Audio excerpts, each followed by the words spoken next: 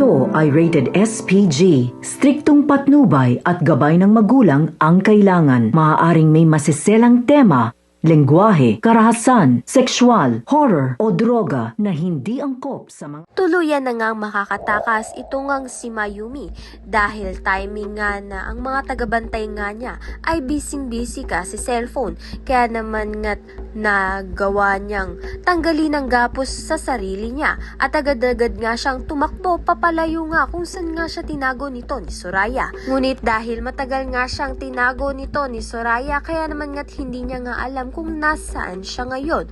Ngunit makikita nga siya nito ni Ikit dahil nag-aalala na nga itong si Ikit sa kalagayan nga nito ni Mayumi. Kaya naman nga't ipinaghahanap niya nga ito nang makita niya nga itong si Mayumi na tumatakbo at naghihikahos. Kaya naman nga't agad-agad niya nga itong tinulungan. Kaya naman nga't laking pasasalamat nga nito ni Mayumi kay Ikit.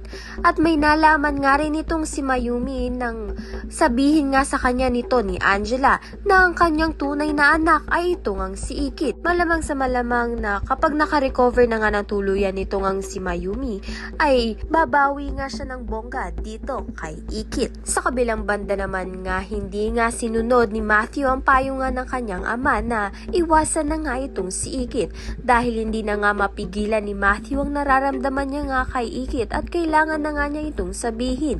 Kaya naman nga't gayon nga rin itong ang si Ikit na gusto niya nga rin itong si Matthew. Kaya naman nga't nag-iibigan na nga silang dalawa. Ngunit dehado nga itong si Ikit kay Pia dahil ito nga si Pia ay gusto pa rin nga makipagbalikan dito kay Matthew. Malalaman nga natin kung itutuloy pa nga rin ni Pia na tulungan ito nga si Ikit sa kaso niya nga laban dito kay Angela. Kaya naman nga tayan at iba pa ang dapat nating pakaabangan. Maraming salamat sa iyong panonood.